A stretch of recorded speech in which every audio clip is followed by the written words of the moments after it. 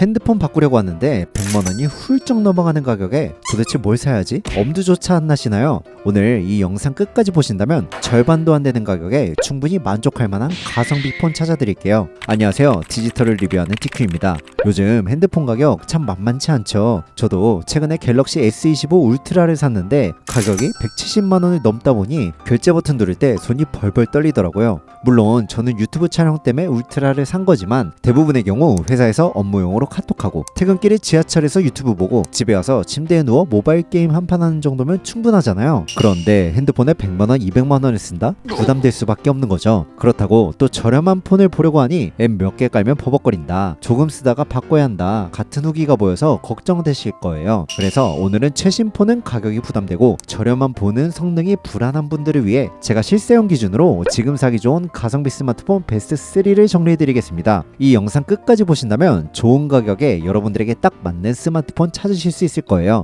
그럼 바로 시작해보죠. 먼저 베스트 1, 삼성 갤럭시 A17입니다. 이 제품을 처음 보시는 분들은 29만원이라는 가격을 보고 삼성폰이 이렇게 저렴해? 하고 놀라실 수 있는데요. 이 모델은 애초에 타겟이 명확합니다. 고사양 게임이나 무거운 작업용이 아니라 전화, 카톡, 인터넷, 유튜브 같은 일상용에 집중한 모델이거든요. 그럼 여기서 한 가지 질문 던져볼게요. 여러분은 스마트폰으로 원신, 배그 같은 고사양 게임이나 무거운 영상 편집까지 정말 자주 하시나요? 사실 대부분의 경우 통화 잘 되고 카톡 빠르고 유튜브 끊김없고 여러 어플 잘 돌아가면 충분하거든요. 갤럭시 A17의 장점은 여기서 나옵니다. 고사양을 과감히 내려놓는 대신 가격을 크게 낮췄고 그럼에도 일상용으로 쓰기엔 충분하기 때문이죠. 실사용 기준으로 보면 통화는 끊김없이 안정적이고 인터넷 서핑, 유튜브, 넷플릭스 같은 영상 스트리밍, 은행, 금융앱 같은 기본 앱들도 버벅임 없이 무난하게 잘 작동합니다. 배터리도 5000mAh 대용량이라 외출할 때 보조 배터리 없이도 하루 종일 사용할 수 있어요. 즉 갤럭시 A17은 쓸데없이 비싼 폰이 아니라 일상에서 쓰기엔 충분히 안정적인데 가격 부담은 최소화한 스마트폰인 거죠.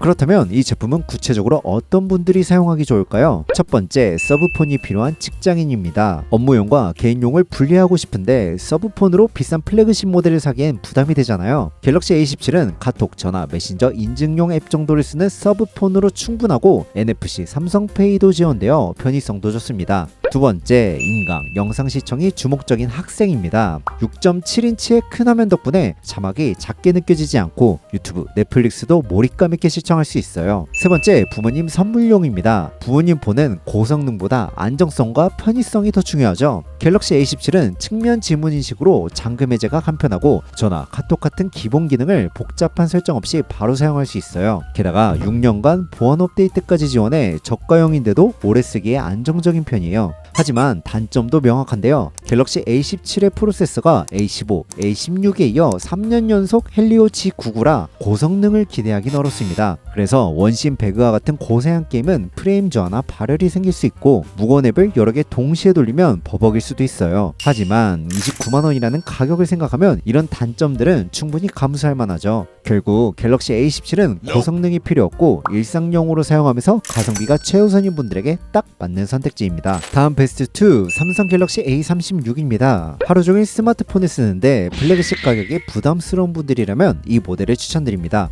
보통 폰을 자주 사용하는 분들은 100만원 넘는 플래그십으로 가는 경우가 많죠. 그런데 A36은 50만원도 안 되는 가격인데도 일상부터 업무용까지 꽤 넓게 커버가 가능해요. 그렇다면 가장 궁금한 건 이거죠. 이걸 메인폰으로 하루 종일 써도 불편함이 없을까? 이 질문에 대한 답은 단순합니다. 고사양 게임만 빡세게 하지 않는다면 플래그십 대비 불편함이 크지 않다는 거예요. 이유는 성능과 카메라가 기본 이상은 해주기 때문인데요. 갤럭시 A36에 들어간 스냅드래곤 6 젠 3는 앞서 설명드린 갤럭시 A17의 헬리오 G99와 비교했을 때 성능 차이가 꽤 크다 보니 앱 실행, 전환 속도가 더 빠릿하고 메신저, 메일, 웹서핑을 동시에 켜도 멀티태스킹이 비교적 안정적으로 잘 돌아가요. 카메라도 마찬가지인데요. 화소수 자체는 전작과 큰 차이는 없지만 어썸 인텔리전스 기반 AI 기능으로 사진을 찍고 나면 AI가 자동으로 보정 옵션을 제안해주고 기존 사진 스타일을 기반으로 나만의 맞춤형 필터를 생성해줘 복잡한 보정 없이도 결과물을 깔끔하게 만들어낼 수 있어요. 여기에 OIS 손떨림 방지 기능으로 일상사진, 영상에서 흔들림도 적은 편이고요.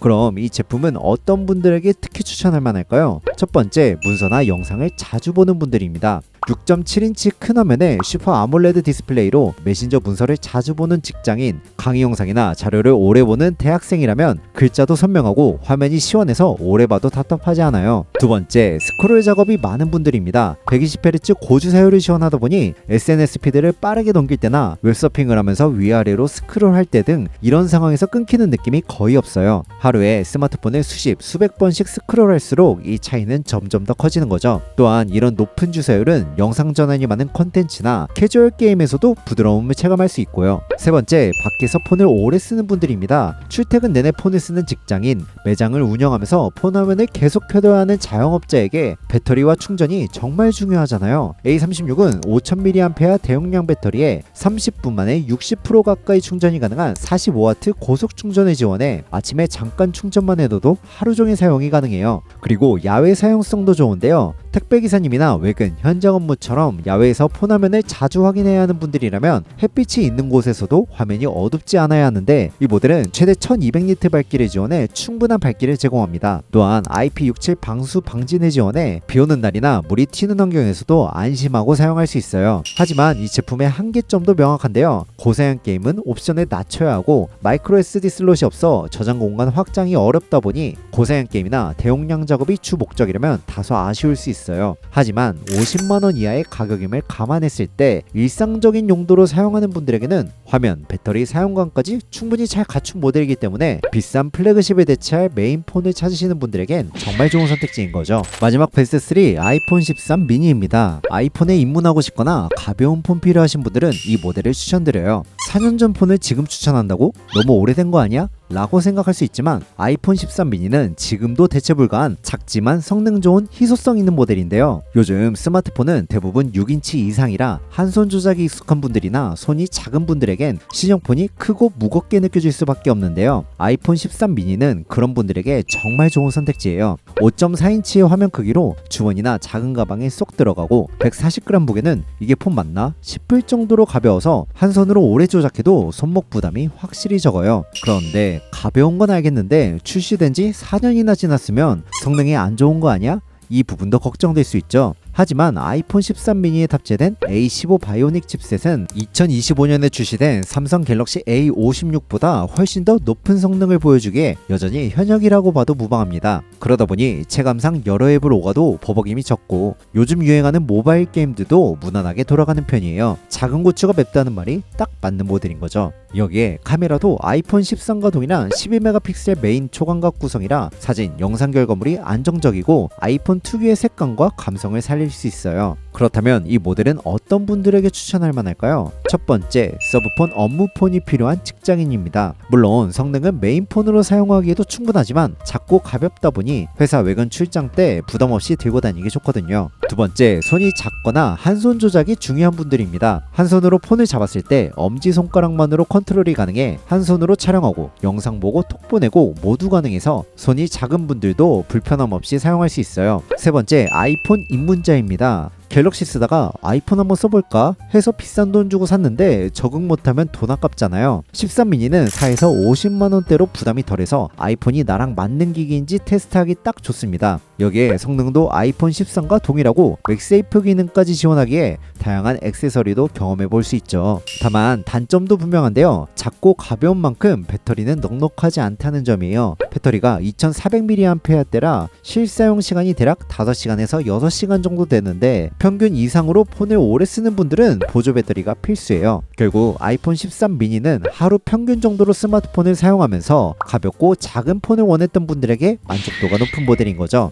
오늘은 합리적인 가격에 살 수 있는 가성비 스마트폰 베스트 3를 정리해드렸는데요. 용도별로 한 번 더 정리하면 20만원대 예산으로 서브폰, 부모님 선물, 인강용으로 사용할 핸드폰 찾으신다면 삼성 갤럭시 A17, 40만원대 예산으로 업무용, 영상용, 일상용 등 하루 종일 사용할 수 있는 메인폰이 필요하시다면 삼성 갤럭시 A36, 50만원대 예산으로 가벼운 메인폰 또는 아이폰에 입문하고 싶은 분들이라면 아이폰 13 미니를 추천드립니다. 이렇게 현 시점 가장 가성비 좋은 스마트폰 3가지를 정리해드렸는데요. 영상을 보고 궁금한 점이 있으시거나 본인 용도에 맞는 스마트폰 추천을 원하시면 언제든지 편하게 댓글 남겨주세요.